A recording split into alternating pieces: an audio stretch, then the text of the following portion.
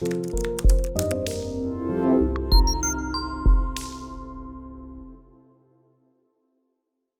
the best place to work and learn more with my Security Plus. What's the best place to study? Well, everybody has their own way of some people are good at memorizing things with audio. Like I'm terrible at that. I'm more like a visual learner. People who are hands-on, tactile, kinesthetic learners. You got people who are visual learners. You got people like they can watch videos and then they can just absorb the knowledge or whatever. And you've got people who are audio learners. So you got to just, one of the things that I got from college, right, besides writing papers, was that there's different kinds of learners. You got to figure out what kind of learner you are, and then learn that way. Like me, what I do is I'll take a book. I'll take the official guide for whatever book. Like right now I'm doing CEH. So I'll take that book and I'll just like take notes on all the most important things. And then I study my notes. So for me, I'm tactile and I'm visual. And that helps me absorb the knowledge better. And then what I'll do is I'll take a lab, because if I do it, I'll understand it that much more. But some people could just listen to an audio book and then boom, they got it. That's not me. So yeah, to answer your question, figure out what's your best way of learning, and then just deep dive on that method, and then maybe use some other methods to see if you can gather more information. And then Security Plus is no different. Like Security Plus is not a lot hands-on type stuff, so that's the way I originally studied it. I've taken the Security Plus 2 times. Once when it first came out, passed it, but then they upgraded it later and had to teach it, and the course had completely shifted and was different, so I had to take it another time. Took it twice, and then both times I studied the same way. I just got the official book, took notes, studied my notes, went over it. And then another thing I do, here's another thing, just remembering, I'll take practice tests. There's tons of sites on the internet that has practice tests. I'm not talking about those bullshit brain dump things, right? Because some of those are fake, and you want to actually learn, so don't use that to pass a test. I would recommend taking practice tests that have an expanded database of questions. If you can find one of those, take those until you're getting like 90s, right? Until it's so rote memory that you could just like go crazy with it. So don't seek out brain dumps to cheat. Know the information. That's the most important thing. Know the information on the test.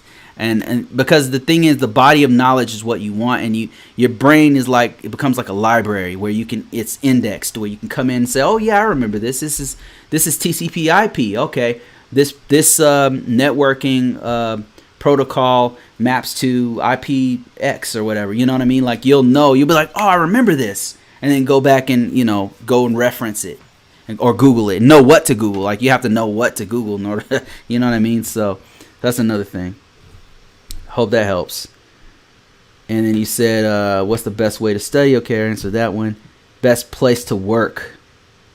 It's a lot of entry-level type jobs that Security Plus is going to be really good for.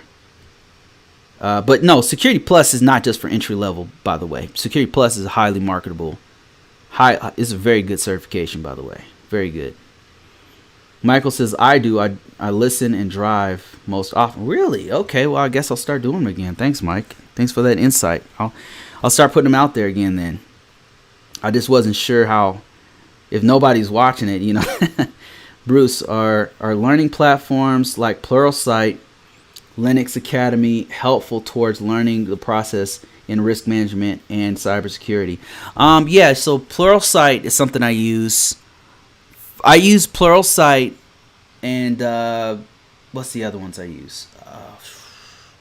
The company I work for, they have it for free, so I use that one. But then, what's another one? Cybrary. There's one called Cybrary I've used before. I used LinkedIn now has one. There's not a lot on risk management framework, which is why I decided to make a course on it. There might be a couple cap course stuff out there, but I've not seen a lot of it. But for risk management framework, Michael, like, there's not a lot, man. There's not a lot at all, which is crazy. Which is why my course is selling like crazy, because there's nobody else really doing it, and it's been like that for many years. Cybersecurity has many. Cybersecurity is such a huge field. It has millions of different stuff on Pluralsight, but they have different categories. You got right now, like what I'll do for Pluralsight and for LinkedIn's training is I'll take the intro. I'll just go through the whole course, like an 8-hour course. I'll just go through it, help me set things up or whatever, and I'll use it as like an entry level thing, like to introduce this new concept or whatever. And then I'll use my own method of studying, which is to take the book and then take the notes, and then that's just how I learn. So I would say they're good. My favorite, what's my favorite platform for learning? My site, ConvoCourses, is my favorite. No, probably my favorite, one of the best platforms for learning, to be honest with you, for students is Udemy, because Udemy is super cheap. Udemy is probably the best, especially if you're just starting out. It's a great way to start. For deeper stuff, Udemy is useless. Like if you're trying to do like advanced hacking or something, Udemy is not as good. It's not useless. It's just not as good. The deeper stuff is going to be, in my opinion, from what I've seen, my experience, has been Cyberary is pretty good, and then Pluralsight's okay. Stuff like that. If you're into hacking, there's some boxes you can actually hack. There's like labs that are set up that you can log in and like learn hacking that way. Like there's one's called Hack the Box. I just start messing with that one.